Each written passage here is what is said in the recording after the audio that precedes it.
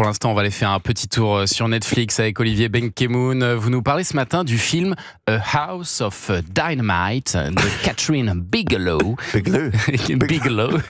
C'est donc à voir sur Netflix. Oui, au moment précisément où Donald Trump parle de relancer les essais nucléaires américains, au moment où Poutine annonce tester le Poséidon, qui est un drone sous-marin à capacité nucléaire, le film de Catherine Bigelow vient nous forcer donc à regarder ce que serait une menace nucléaire, en imaginant qu'un missile tiré dont on ne sait pas où arrive à toute vitesse sur une ville américaine, ne laissant à l'administration américaine que 19 minutes pour prendre la bonne décision. C'est stressant. Il y a environ 3 minutes, nos radars ont détecté un missile balistique au-dessus du Pacifique. La trajectoire actuelle est cohérente avec un impact quelque part sur le territoire des États-Unis. Il va falloir que vous respiriez. Il va falloir que vous respiriez. Bien respirer. Alors, Catherine Bigelow raconte en 3 séquences, depuis 3 salles de commandement différentes, la même menace pour permettre aux spectateurs de comprendre la chaîne de décision d'une attaque nucléaire sur le sol américain. 19 minutes donc pour réussir à stopper l'ogive et l'empêcher de s'écraser sur une ville américaine de 10 millions d'habitants. 19 minutes pour comprendre d'où vient la menace, et 19 minutes pour écouter des experts civils et militaires qui n'ont pas exactement le même point de vue et pour choisir ou non de prévenir les médias, les populations, mettre à l'abri l'exécutif américain, prévenir ses amis et faire le choix ou pas de répondre par le feu nucléaire en choisissant le bon ennemi.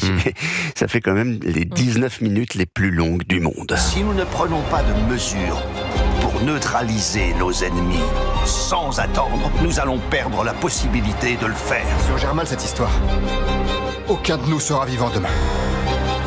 Et derrière le petit violon, là, strident derrière. Voilà. Est-ce que l'Amérique peut se laisser frapper sans frapper elle-même avec un missile nucléaire ? Si c'est pas un scénario qui fait peur à tout le monde, ça. D'ailleurs, partout dans le monde, le film est numéro 1 sur Netflix. Le Pentagone aussi l'a regardé avec attention, vous imaginez.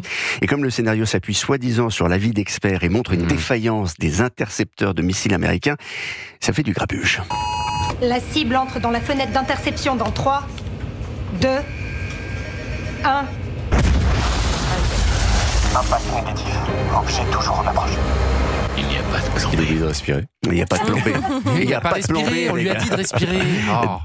Pas de plan B, défaillance des intercepteurs. Tu m'étonnes que le Pentagone soit en colère. Ouais. Le scénariste du film est un ancien journaliste spécialiste des questions militaires, il s'appelle Noah Oppenheim. Il assure s'être entretenu avec de nombreux experts. Il dit que malheureusement, le système de défense antimissile américain est imparfait. J'espère que les Russes, les Chinois et les Nord-Coréens n'écoutent pas et ne vont pas regarder Netflix. C'est vraiment la petite phrase qui fait très peur, et la peur en général, c'est quand même un bon moteur pour faire du buzz autour d'un film qui par ailleurs est un thriller vraiment bien ficelé et vraiment bien tendu, avec une musique, avec des petits violons stridents. Avec Idriss Elba aussi. Oui, dans le rôle de Potus. C'est lui qui joue Potus. Vous savez qui est Potus, bien sûr. C'est le président of the United States. Bien sûr, évidemment. America. Et Catherine Bigelow, vous nous disiez que c'était une excellente réalisatrice, Maxime Chatham. Je suis grand fan depuis son premier film Aux frontières de l'aube et Blue Steel après avec Jamie Lee Curtis et Strange Days, le meilleur plan séquence vu dans les années 90, incroyable, film absolument à voir. Je vous rappelle que c'est la première réalisatrice à avoir remporté un Oscar.